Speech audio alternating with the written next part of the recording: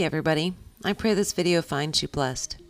So this week I have a piece of Spalted Sycamore. I had cut it up to make something else and realized it was really punky. So I decided to coat it really good with the Total Boats penetrating resin. I did that off camera because this was intended for a different project and it didn't work out. So I didn't record it, unfortunately. For casting this piece, I used the slow hardener, the 2-to-1 slow.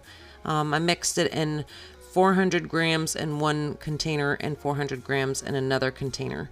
You don't want to mix too much in one container because that will set the resin off faster. And as you notice, my resin is real milky looking. And that's because it's really cold outside and I don't have an area where I can keep my resin at a more temperature controlled. So when it's cold and you mix it with an electric mixer versus by hand, you're incorporating a lot of air in there because the resin is thicker.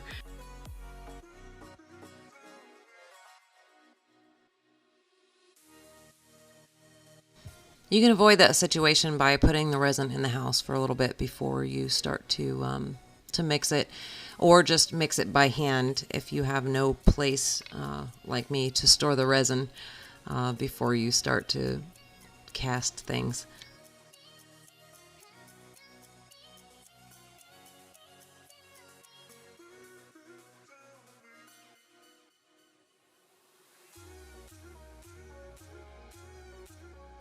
The paddle mixer I got at Walmart. It's just a paint mixer and it has a plastic tip on it.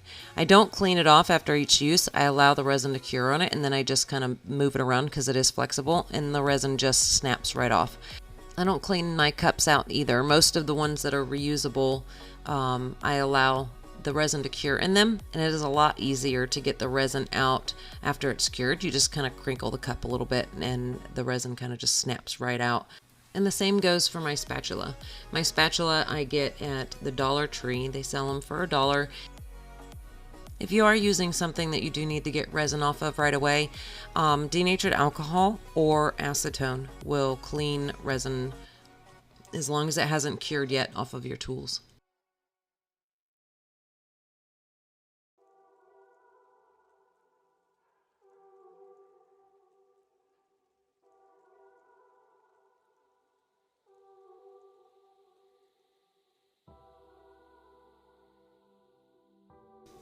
So this is the second pour that I had to do because the air bubbles in the first pour, there was so much in there that obviously it took up more space when you first poured it, but as soon as the air bubbles get forced out or get forced into a lot smaller, you end up having a lot more space that you originally didn't have. So I kind of anticipated having to do a second pour, but that's okay. I was kind of experimenting with doing translucent and then adding, the black in there and kind of just throwing colors together to see what happens. And so it gave me an opportunity to kind of just experiment a little bit more and then, wait, wait some more.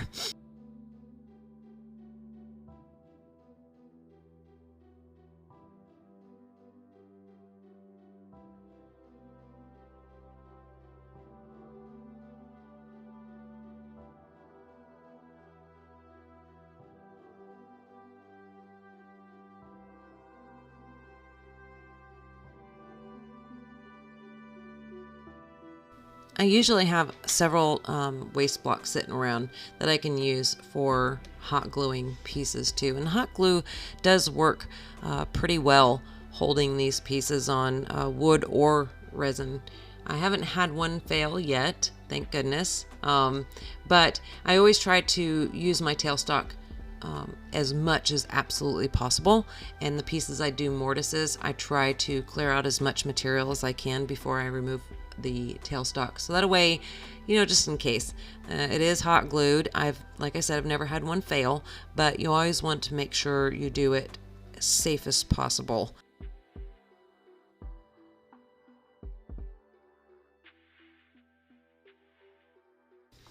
So cutting resin with a gouge is tricky, and it takes a little bit of time for some people. For me, it did, to learn to cut resin with a bowl gouge. I would I would say that it's more of a feel. Once you get it, you kind of understand the difference between how it feels to just chip resin out like I'm doing now. As you can tell, my hand is far away from the tool rest, and you can start seeing the color on my hand change a little bit because those chips are hitting my hand, knocking the dust off and also cutting me at the same time. I'm just sometimes too impatient to I just want to get those chips and the uneven off of there, and then I can start smoothing it. But like I said, turning resin with a gouge is more of a feel than it is kind of, it's really hard to explain. But I would give you a few tips. Don't push it. Don't push too hard on the tool. The faster you can turn, the better it is, the more likely you're going to get those strings instead of the chips. Less pointier tips on your tool, and the duller the tool actually works best from what I found. So those are just some things that I can suggest to you. And if you have negative rake scrapers, there's nothing wrong with using a negative rake scraper. And if you don't have any high-speed steel that's negative rake or any negative rake scrapers, you can also get carbides in negative rake, and some have a lot of success with cutting resin with the regular carbide scrapers. I don't have much success with regular blades on the scrapers. I'm too aggressive, I guess, for carbide, so I use it only when I absolutely have something that just will not cut. So sorry I can't give you more advice on carbides. Like I said, I'm just too aggressive for them, so I shatter everything. It doesn't matter.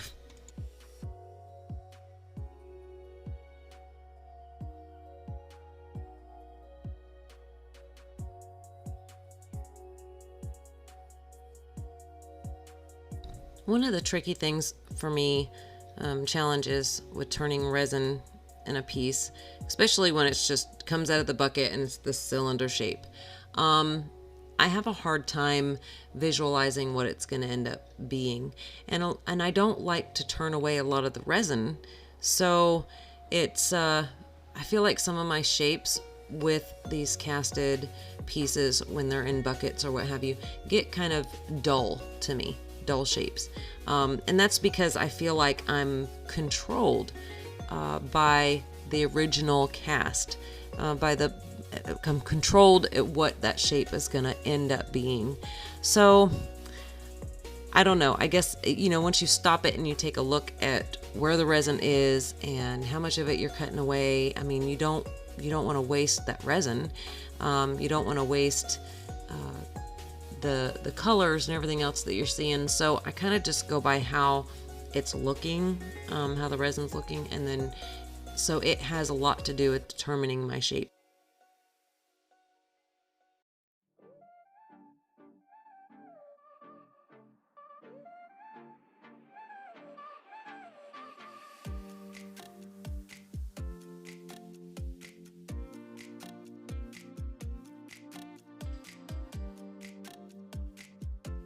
I had a few holes to fill, and I would have used the 4-minute epoxy, but I was done for the night, so I just used the fast set. It was pretty cold, so that's why it's real thick. I knew I wasn't gonna have to worry about it moving around too much, so I come back the next morning and finish it up.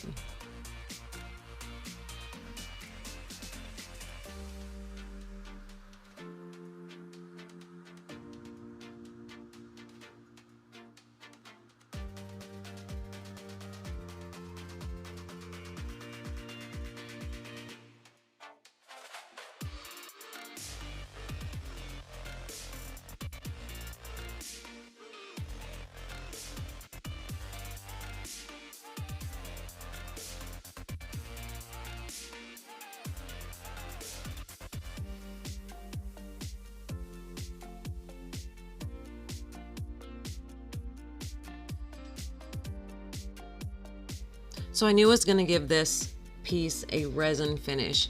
A lot of the reasons why I do resin finish on pieces is because, one, the wood I am using is not stabilized. So therefore the wood is going to move still, because it's, especially in our humidity, it's still going to move because it absorbs the moisture in the air, but the resin will not. So that's why I've been coating a lot of my pieces with resin, because I don't want them to move. And if it's going to be glossy, I'd prefer it all to be glossy. There are some pieces that I might do a matte finish, but it's important to really seal that wood as best as you possibly can. Also, before you put the resin finish on, make sure that you didn't use any wax abrasive paste or anything with waxes in it, because that will prevent the resin from sticking as a finish. Any oils, even oils from your fingers. I've had a few pieces where I put the resin finish on and I can see right where my fingers were while I was spinning the piece. So denatured alcohol, really good, clean it off, or even acetone will work. Most of my pieces I will sand to either 400 or 600 grit, and the resin covers up those scratches perfectly.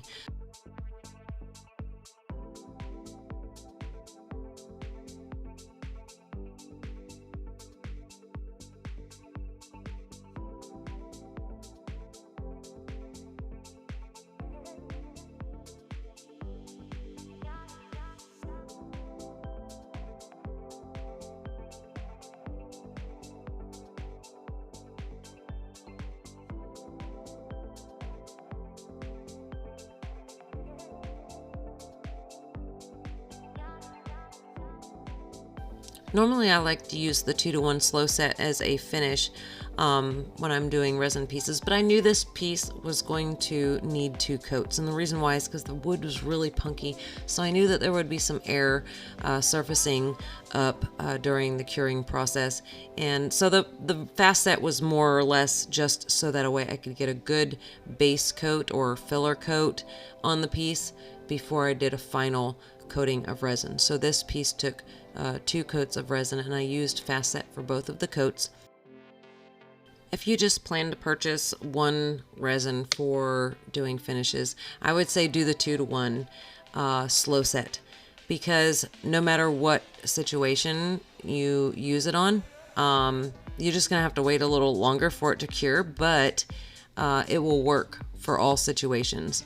I just like using the fast set because, like I said, if I'm doing like a filler coat or throwing it on there knowing I'm gonna have to sand it back, if I do it during the day, I can get to it that evening and sand it back and put another coat on, and then allow it to sit and cure for a good 24 hours before doing anything with it. I keep the lathe turning at 50 RPMs. I put a box over it.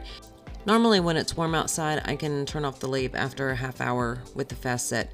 But because it was cool, a lot cooler outside, I had to leave the lathe running for about 45 minutes to an hour, and that's with the fast set. So the slow set might take a little bit longer for the resin to get to a point where you can shut the lathe off and it won't slope.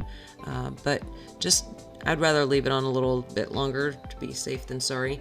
I would take my finger and touch the very bottom of it and see how sticky it was, and that kind of helped me decide when was time to shut the lathe off. I can't thank y'all enough for supporting me in my channel. All of your likes, your comments, even your dislikes. That just encourages me to do better, to find ways to just communicate better or video better or whatever it is within my means and my abilities, and always work hard at what it is I'm doing and to learn more.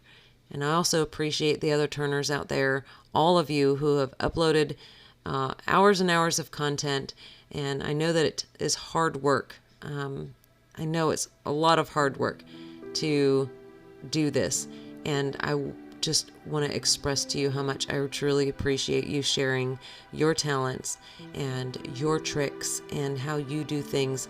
It's also helped me grow, and I truly appreciate every single one of you. So that being said, I pray y'all have a wonderful, blessed, joyous new year. Stay safe, take care, and God bless.